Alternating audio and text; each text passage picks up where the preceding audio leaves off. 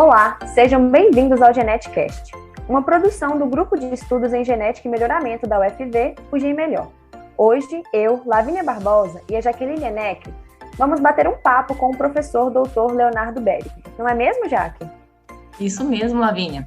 E no episódio de hoje, a gente vai dar início a uma série especial chamada A Equação do Melhorista. Seja bem-vindo, professor. Obrigado pelo convite. Bem-vindo a todos que nos escutam aí com essa gravação e espero que contribui um pouco com essa sequência de podcast. Ok, obrigada. O Leonardo ele é graduado em Agronomia pela Universidade Federal de Viçosa, mestre em Genética e Melhoramento de Plantas pela Universidade Federal de Lavras e doutor em Genética e Melhoramento pela Universidade Federal de Viçosa.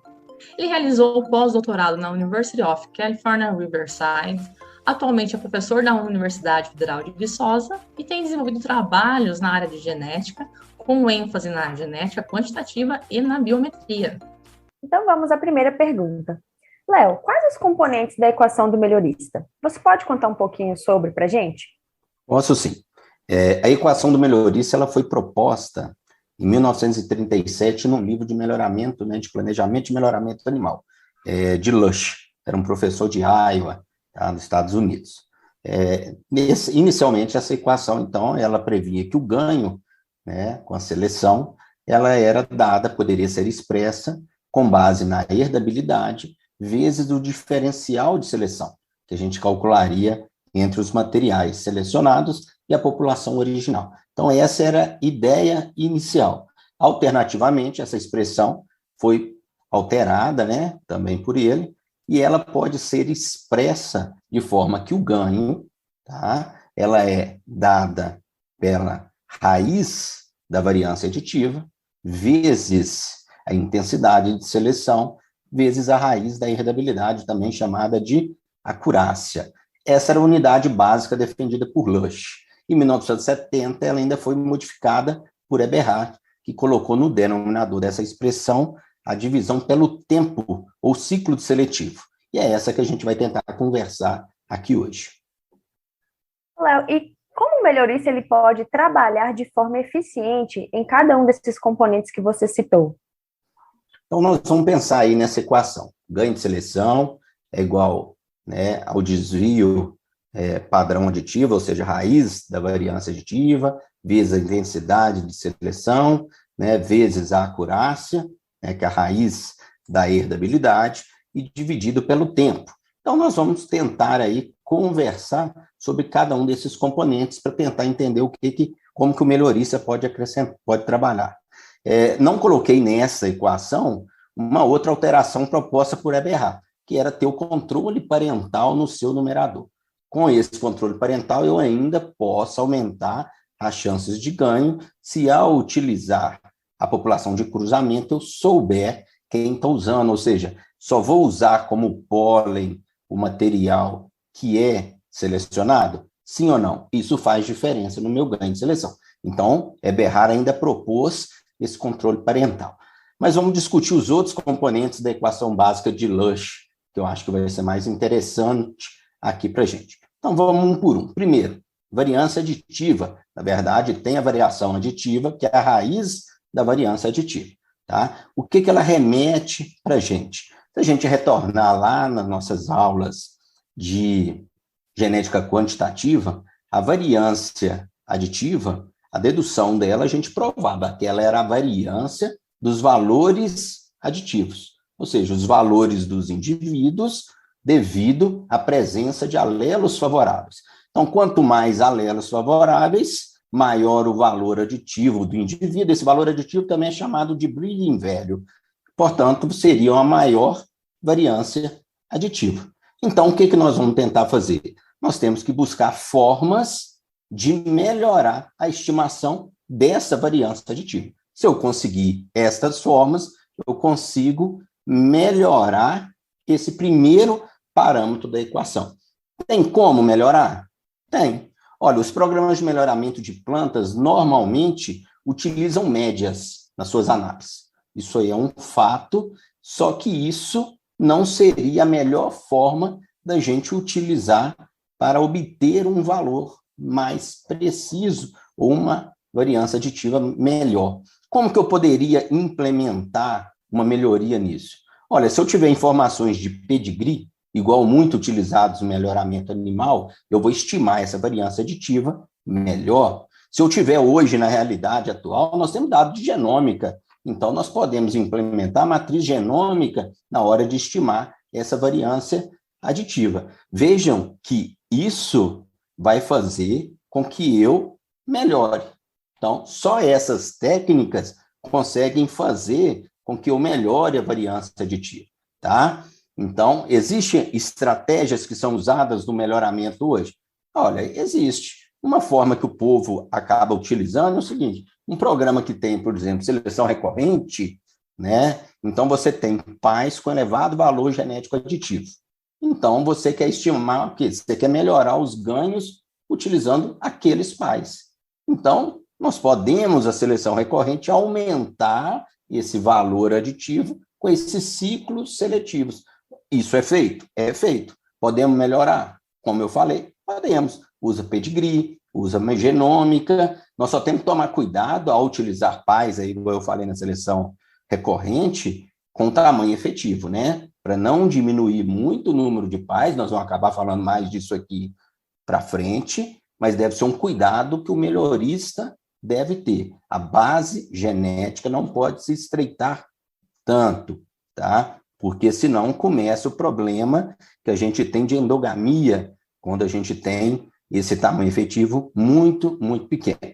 Lógico que a gente sabe que existem outros fenômenos que auxiliam no quê? Nesse aumento da variabilidade, tá? Temos mutações, transposões, ou seja, existem esses fenômenos que acabam nos auxiliando, tá? Mas, de todo jeito, se eu tiver informação molecular, eu consigo, além de melhorar a variância aditiva, eu consigo o quê? Eu consigo verificar ao longo dos meus ciclos seletivos se o meu tamanho efetivo não está diminuindo. Então, mais uma vez, utilizando ferramentas novas, modernas que a gente já tem, eu consigo melhorar o meu ciclo seletivo sem com que aconteça o estreitamento da base genética. Se não estreita a base genética, eu consigo ter uma variância aditiva maior. Então, esse era o nosso primeiro termo. Já começamos aí, podemos usar o quê? O simples uso da matriz de pedigree ou molecular, a gente já consegue melhorar bastante coisa. Temos que voltar à equação, segundo termo, intensidade de seleção, o izinho da nossa equação. Agora nós temos que tomar cuidado. Por que tem que tomar cuidado? Muita gente interpreta essa intensidade de seleção de forma errada.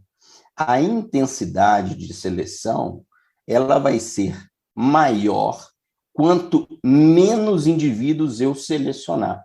Então, tem muita gente que confunde achando o seguinte, olha, eu selecionei 10% dos meus indivíduos. Isso é porcentagem de seleção. Isso não é intensidade de seleção. Se você aumentar a porcentagem de seleção, tá? Ela é inversamente proporcional à intensidade. Então, se você quer aumentar a sua intensidade, você deve diminuir aquela porcentagem de selecionados. Então, essa é uma forma. Como que eu aumento a minha intensidade de seleção? Olha, eu vou aumentar a intensidade de seleção diminuindo os indivíduos selecionados. Ótimo, fácil de fazer isso? Facílimo. Mas qual que é o problema? Estreitar a base genética. Voltamos lá no problema da base genética e temos que tomar muito cuidado. Não posso, então, simplesmente ficar aumentando a intensidade de seleção. Eu estou pensando num programa de melhoramento a longo prazo, tá? Então, se eu quiser pensar num programa de melhoramento a curto prazo, eu quero fazer um ciclo seletivo, não me importa mais nada. Ok, posso fazer uma intensidade de seleção altíssima, mas não é o caso. Nós estamos falando de perpetuar isso com muito tempo, tá? Então, temos que tomar cuidado. Existe alguma outra forma da gente aumentar a intensidade de seleção? Existe. Qual que seria ela? Imagina que eu queira, então, manter a mesma quantidade de indivíduos selecionados. Então, não vou diminuir minha intensidade de seleção.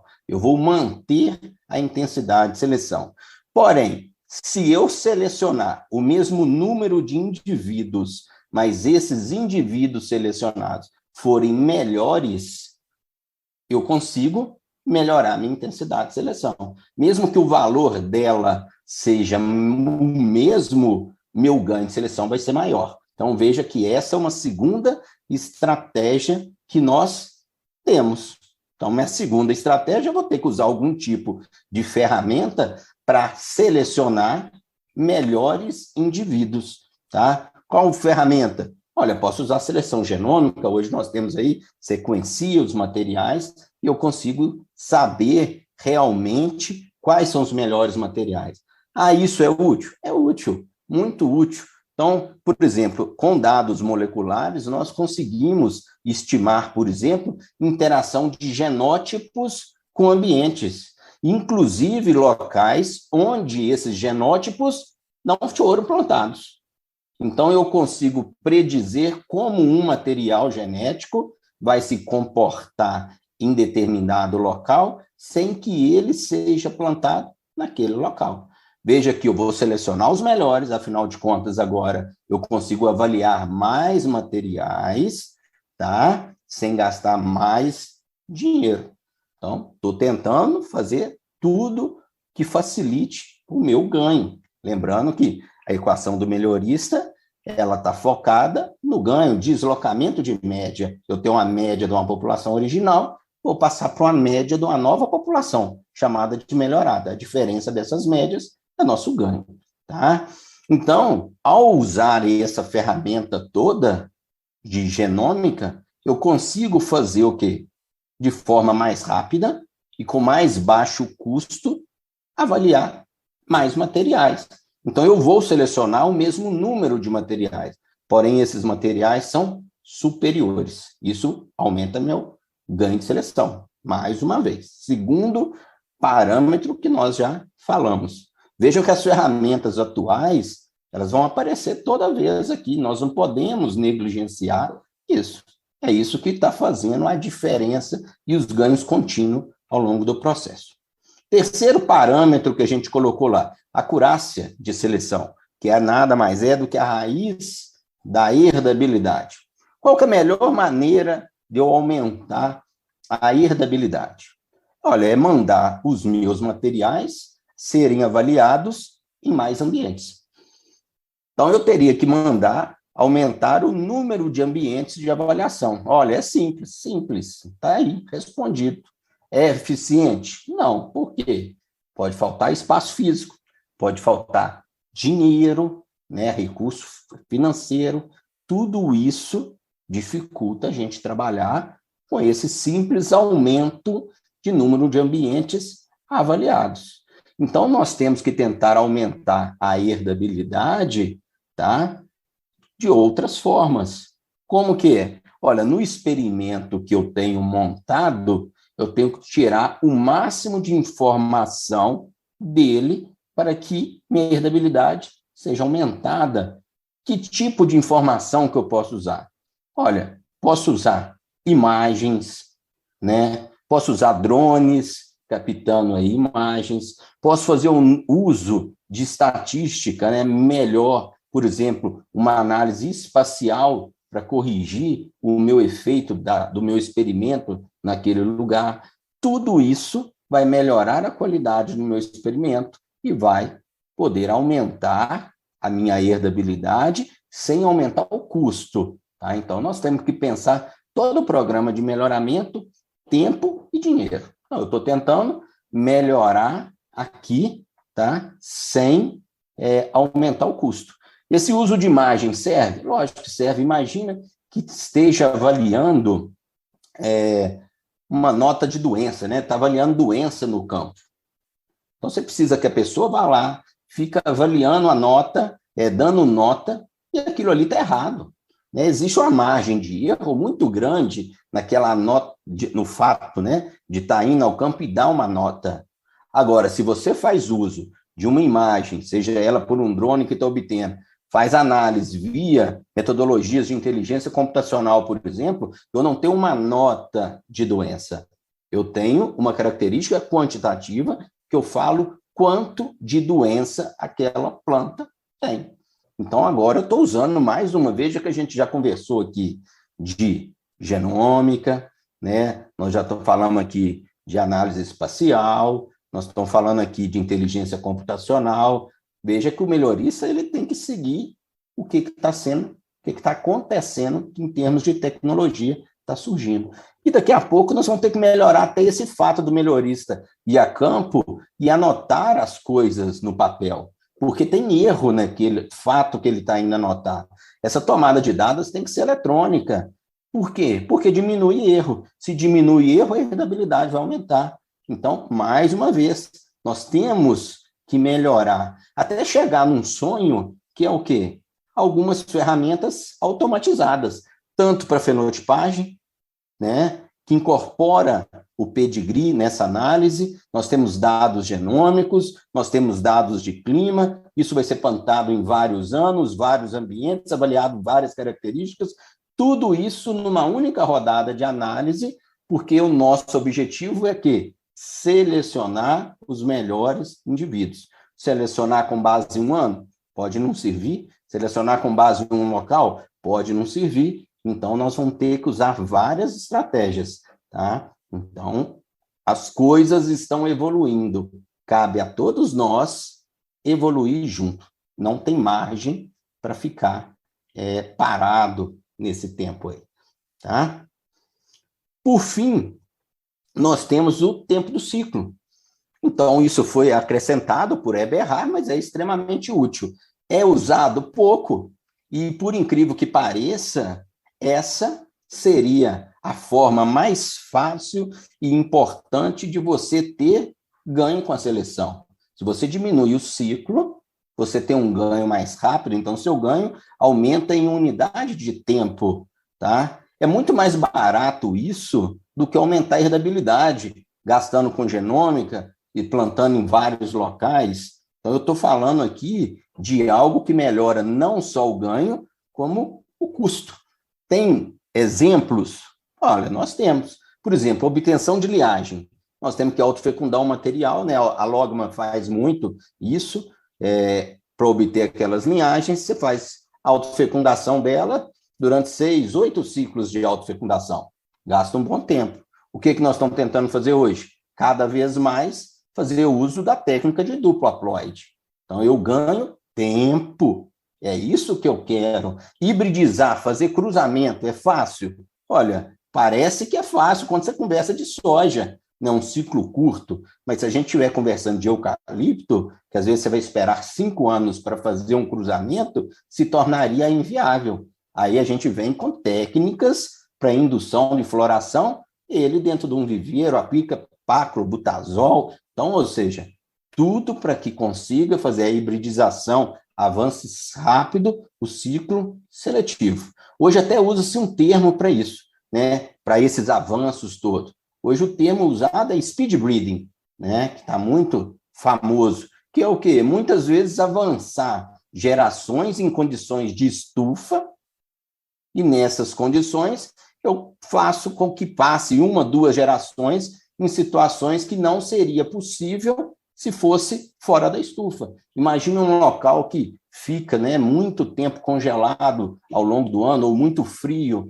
e que não sobreviva aquela espécie do lado de fora. Olha, às vezes eu consigo fazer 2 ciclos seletivos dentro da estufa. Pode pensar que não é a mesma coisa que é do lado de fora, concordo. Mas você está avançando gerações e eliminando muito material, tá? Então, conseguimos fazer? Conseguimos, tá? E, mais uma vez, é muito pouco usado esta preocupação de acelerar ciclo. Acredito que para os próximos anos, o melhorista vai cada vez mais tentar atuar aqui. Por quê? Porque é a mais fácil e rápida dele tentar obter ganhos, tá certo? Estes são os pontos que a gente tem na equação do melhorista. Ponto a ponto, o que eu acredito que a gente possa mudar com as tecnologias que nós já temos, muitas delas ainda não tanto empregadas, sobretudo no melhoramento de plantas. E se eu perguntar qual a importância da equação, já é bastante óbvio, né? Você mesmo já mencionou, Léo, que no fim a importância é o delta, né? É o deslocamento da média que interessa. Mas como o melhorista conseguiria mensurar a curto prazo, dentro de um programa de melhoramento, se esse delta, se esse deslocamento da média está ocorrendo de forma efetiva? Olha, se ele tem o seu ciclo seletivo, né, ele tem um ciclo, ele tem uma geração hoje, ele vai utilizar essa equação que é preditiva. Então, essa equação, ela trabalha do lado do melhorista, porque ela faz predição. Então, essa equação dá ao melhorista a capacidade de prever futuro. Então, isso é interessante. Ele está no dia de hoje e ele está tentando prever, se ele usar uma estratégia X de seleção, selecionar tais materiais com tal intensidade, quanto que ele terá de ganho na geração futura. Então, hoje ele trabalha com a previsão de futuro. O que ele vai poder fazer? Como que ele consegue mensurar se está dando certo? Ele vai gerar essa população futura. Quando nós tivermos a média dessa população futura, eu tenho a média dessa população melhorada. Eu tinha aquela que ele utilizou, né? Eu tenho essa média melhorada e eu tinha a média da população original. Essa diferença de média da melhorada para a média da população original é o ganho de seleção. Esse é um ganho realizado, é um ganho real. O melhorista usou a equação dele para fazer um ganho predito. Então, ele vai poder confrontar aquele ganho realizado com o ganho predito. Vários trabalhos provam, né, mostram para a gente que a equação chega perto da realidade, tá? Quanto mais justinha ela tiver, mais acertada, ele chega bem perto da realidade. Ô, Léo, então, como você descreveu, né, a gente observa que existem inúmeras ferramentas que vêm sendo atreladas e podem promover, digamos que, uma melhor aplicação da equação. Então, eu queria que você comentasse um pouco sobre a evolução, né, da qualidade dos resultados obtidos e sobre essas ferramentas que foram adotadas, quais as principais ferramentas você acredita que têm potencializado o aumento nessa qualidade dos resultados obtidos, ou que outras medidas foram adotadas para que isso fosse vir, né, acontecendo? Tá certo. Então, existe uma grande evolução, e a prova disso é que nós temos ganhos anuais, ou por geração, por ciclos de geração constantes. Então, não estreitou, não acabou com a variabilidade daquela espécie ou daquele programa que está sendo conduzido, né? Então, só isso já garante que essa evolução está acontecendo, tá? A manutenção desse ganho é prova de sucesso desses experimentos, tá? Então, o que nós vamos fazer? Olha, nós vamos ter que aumentar aí o número de materiais a ser testado. Essa é a nossa ideia, tá? Nós vamos aumentar? Olha, nós queremos sim aumentar, mas eu posso aumentar o número e locais? Fica difícil. Então, igual eu falei, a gente tem que fazer o quê? Vamos usar novas ferramentas. Que tipo de ferramenta? São várias ferramentas. Olha, a molecular entrou para auxiliar nisso. Então, nós temos aí a predição genômica, né? A utilização de dados genômicos, que aumenta a predição, por exemplo, de um híbrido num lugar que ele nem foi testado. E essa predição funciona. Então, isso funciona muito bem. Olha, temos outras ferramentas, transgenia é uma ferramenta atrelada hoje ao programa de melhoramento. Existem genes aí que não estão na nossa espécie de interesse, mas a gente gostaria que ele tivesse uma característica sendo expressa nessa espécie e não teria como isso facilmente. Então, um transgênico aí resolve, veja que é mais uma outra ferramenta que entra dentro de um programa, né, de melhoramento. Toda vez que eu melhorar a minha fenotipagem, a fenotipagem é a parte mais cara de qualquer programa de melhoramento, tá? Toda vez que eu melhorar a qualidade da fenotipagem, eu diminuo a variância residual. Se eu diminuo a variância residual, eu melhoro aí minha herdabilidade, meu ganho está continua melhorando. Então, hoje existe uma ciência, né, chamada de fenômica, as ômicas que a gente tem aí, a fenômica é uma delas, que atuam dentro dessa estratégia de novas ferramentas que vêm a todo vapor. Para quê? Para tentar fazer um incremento no processo de ganho de seleção. Tá? Aí a gente começa, nós estamos melhorando muito, está tendo muito conjunto de dados, então nós temos aí a fenômica, a genômica, os conjuntos de dados são gigantescos. Então nós temos que evoluir as nossas análises. Surgiu aí a inteligência computacional, né? Não que surgiu agora, ela já existe há muito tempo, mas hoje nós temos computadores com grande capacidade de processamento a custo relativamente baixo. Então, torna-se viável agora eu conseguir fazer análise de imagem ou análise genômica. Você tem lá variáveis que são moleculares, são os seus SNPs. Quantos? 200 mil SNPs. Num passado, a gente não conseguiria pensar nisso, onde que você tem menos indivíduos do que variáveis. Isso daria um problema estatístico. Então, nós temos métodos, seja estatísticos, para solucionar problemas. Tudo isso vem de encontro ao que a gente quer, que é o quê? Melhorar os nossos ganhos, acertar cada vez mais. Então, veja que é um conjunto de ferramentas.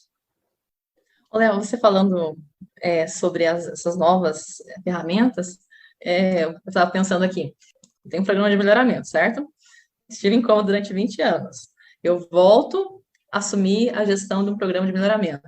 Eu vou ter sucesso? Eu melhor sair, melhor parar? Estou muito atrasada? Ou eu consigo, com o clássico, tocar até me aposentar esse programa? Você consegue, sim, tocar, sem problema nenhum. Por quê? Porque naquela equação, o que a gente mostra? Que o ganho acontece. Existindo variabilidade, você selecionando os melhores, né, e uma irritabilidade que você tente cada vez mais obter essa habilidade de forma melhor, ou seja, melhorando a sua qualidade experimental, você vai ter ganho. Então, você consegue tocar o seu programa de melhoramento? Consegue, sem problema. Sem ser despedida. Aí já vai depender onde está o seu programa de melhoramento. Por quê? Porque se você entra numa empresa que te cobra, hoje as empresas que nós temos grandes, todas vão te cobrar fazer dados, usar dados, né, de genômica e análise de inteligência computacional. Mas, em contrapartida, essa empresa não tem um melhorista para fazer isso tudo. Ela tem um setor de análise, tem uma equipe que vai fazer análise de dados. Então, nós temos nossos biometristas trabalhando lá. Nós temos os melhoristas que vão estar acompanhando dentro do campo. Então, se esse era o perfil dele, ele vai atuar dentro do perfil dele. Tá? Agora, se ele for um melhorista, vamos dizer assim, sozinho, que ele que tenha que fazer tudo num programa de melhoramento, e, sobretudo, o programa dele tem muito dinheiro, porque também, se não tiver dinheiro, você não vai genotipar nada, você não vai ter drone, você não vai ter computador. Então, não adiantou nada essa evolução nossa. Então, tendo dinheiro, ele teria que aprender aí, esses 20 anos pesariam muito nas costas do nosso melhorista. Você acredita que existe um limite para o melhoramento? O limite teórico deveria existir, mas ele não vai existir na prática. Por quê? Porque nós temos novas pragas surgindo, nós temos novas doenças surgindo, e com isso os nossos objetivos também vão mudar. Tá? Então, não tem esse limite para o melhorista. O melhorista é um ser que ele vai sempre ter emprego, porque ele nunca vai acabar achando o ideal para ele. Tá? Eu já fiz, né? O melhorista trabalha com produtividade. Então, ele está mexendo com caráter quantitativo. Se a gente voltar lá na nossa quantitativa, o que é, né, o caráter quantitativo? É um caráter controlado por muitos genes e com alto efeito, né, ambiental. Então, Até nas equaçõezinhas nossas, lá na genética básica, até na genética quantitativa, imagina que vocês têm um caráter controlado por 10 genes. Olha, 10 genes é um exemplo simplista, porque para eu falar de um caráter quantitativo mesmo, representativo, a gente tinha que jogar 200 genes, 300 genes, na calculadora não daria conta. Então, vamos jogar 10 genes. Esse caráter que só tem 10 genes, eu estou falando que ele é quantitativo, tá? Ele tem 5 alelos, pouquinho também. Alelo, o sistema ABO nosso tem mais de 80 alelos. A gente sempre fala do IA e Bzinho, mas não, tem mais de 80, a gente está representando esses, tá? Então, a gente está considerando um caráter com 10 genes e 5 alelos. Se nós jogarmos isso aí, existem nossas expressõezinhas, ela vai mostrar, tá, que poderia, para a gente ter o número de genótipos obtido com caráter com 5 alelos e 10 genes, são 576 bilhões de genótipos possíveis. O que você tem que fazer? Você tem que achar ele. Então, vamos tentar colocar número melhor. Você tem 576 bilhões de genótipos, tá? Imagina que a gente estivesse trabalhando com milho, uma densidade média de 30 mil plantas por hectare. Então, nós temos 30 mil plantas por hectare, nós temos aí 600 bilhões de genótipos aproximadamente, isso me daria 20 milhões de hectares. Então, eu vou plantar 20 milhões de hectares para me achar uma planta, essa é a top minha. O que representa 20 milhões de hectares? Eu não sabia, procurei aqui para dar uma olhada, o estado do Paraná tem 20 milhões de hectares. Basicamente. Então, você vai pegar o estado do Paraná, vai plantar ele todo de milho e você tem que achar uma planta, aquela planta, sem considerar o quê? Sem considerar efeito ambiental. Nós estamos falando de genótipo. Eu não estou falando que tem efeito ambiental, mas eu estou no caráter quantitativo. Eu deveria, então, considerar que eu tenho o quê? Um efeito ambiental grande. Ou seja, eu plantei o estado do Paraná inteiro de milho, eu vou lá para identificar o melhor ou os 10 melhores, e o efeito ambiental pode ter mascarado ele, feito com que ele não fosse o melhor, o vizinho dele fosse melhor do que ele. Moral da história, eu ainda selecionei material errado.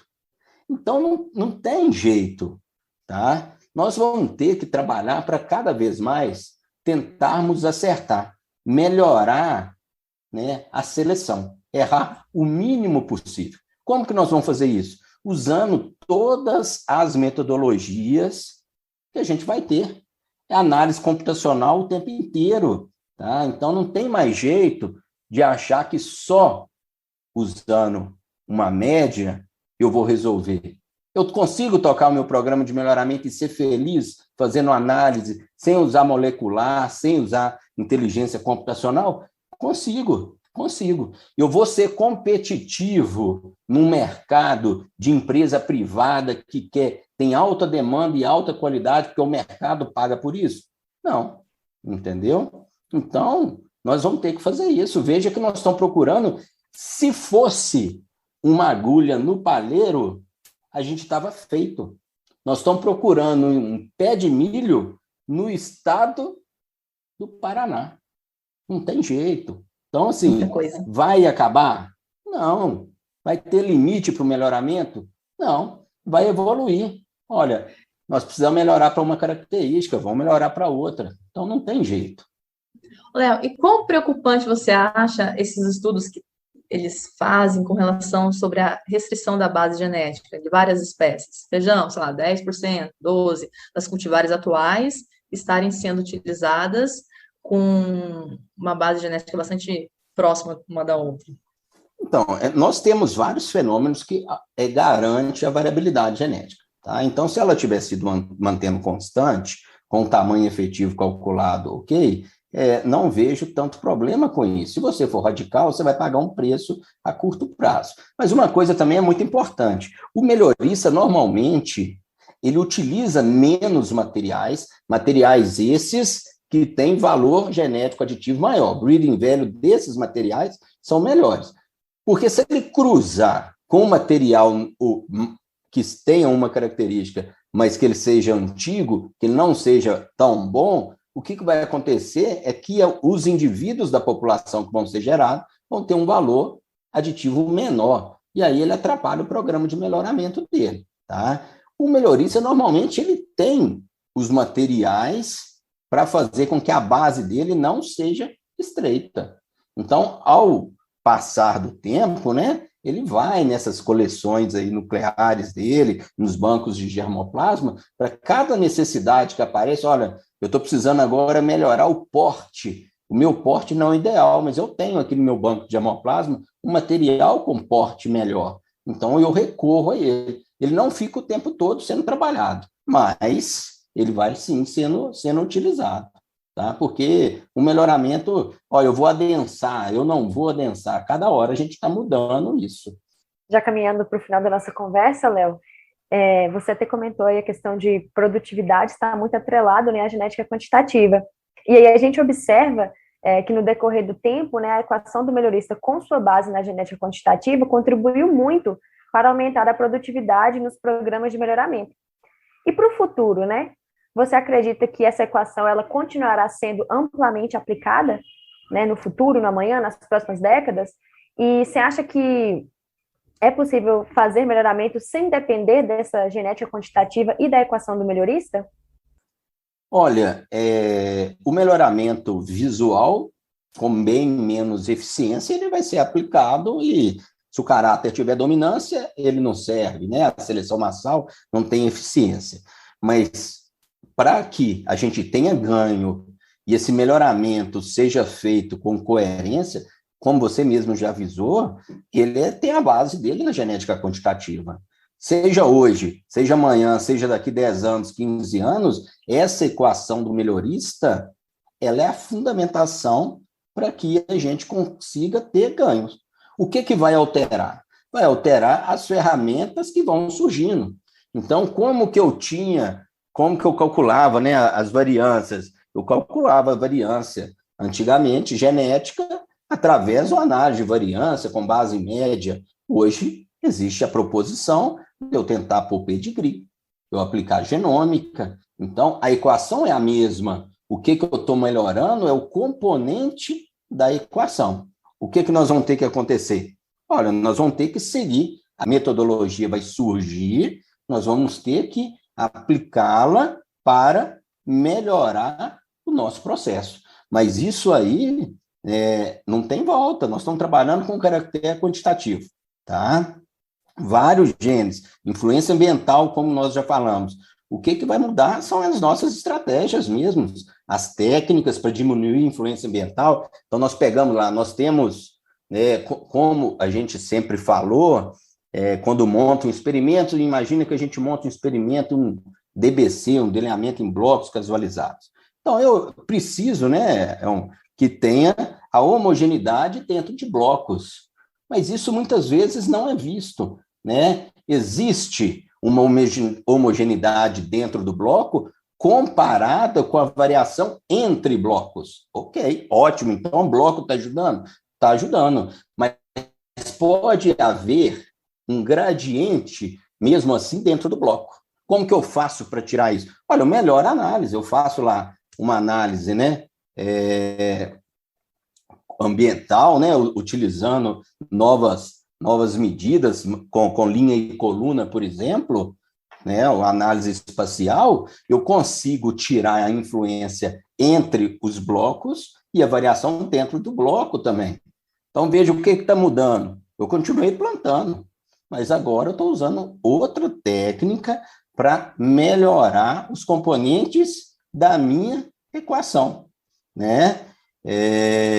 Então, assim, vamos conseguir excluir totalmente o efeito ambiental? Não, essa é a realidade. Então, e o efeito ambiental é problemático. Então, nós vamos ter muito trabalho. Veja que eu estou falando de citar, eu estou citando, né? É o quê? Efeito ambiental. Olha, estou melhorando isso, que o bloco está corrigindo isso. Eu não falei de dominância aqui.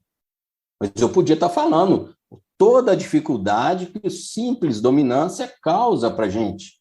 Por quê? Dominância é interação entre alelos. Eu posso selecionar um material bom, mas ele tem um efeito de dominância, fazendo ele ser muito bom, e aquilo não vai ser passado para o seu descendente, porque ele pode ter aí, né, um valor aditivo menor para ele.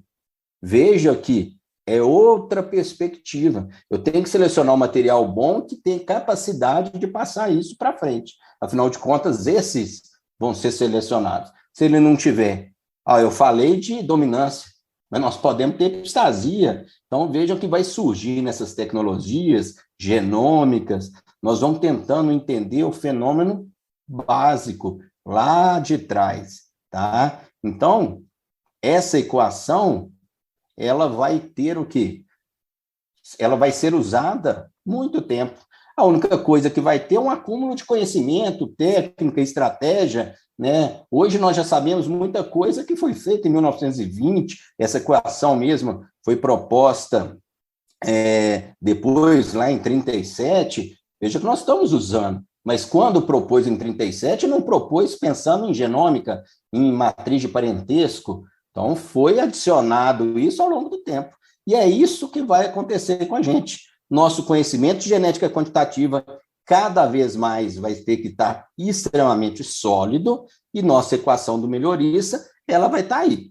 Nós vamos trabalhar com essas novas ferramentas no dia a dia do programa de melhoramento para que a gente consiga aumentar o ganho ou maximizar esse ganho. Tá? Certo, Léo. Então, esta foi a nossa conversa com o professor Dr. Leonardo Berg. Professor, muito obrigado pela sua participação. Foi um prazer tê-lo aqui conosco. Eu que agradeço esse convite, é uma honra estar aqui e espero que vocês façam um bom proveito dessa série que está tendo.